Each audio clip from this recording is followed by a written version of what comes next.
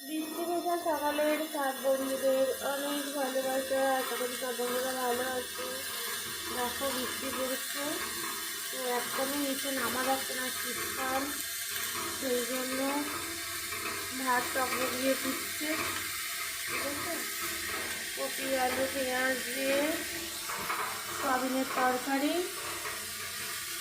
করলা ভাজা।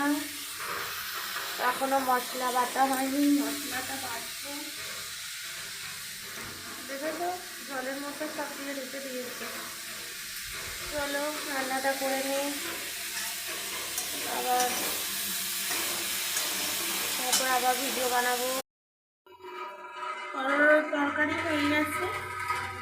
একদম আমার রান্নাঘরে ন্যাচারাল খাবার। বৃষ্টি পড়ছে, বাইরে প্রচুর শুনতে পাওয়া যাচ্ছে কি জানি। করলাটা এখনো ভাজা হয়নি, ডিমটা ভাজ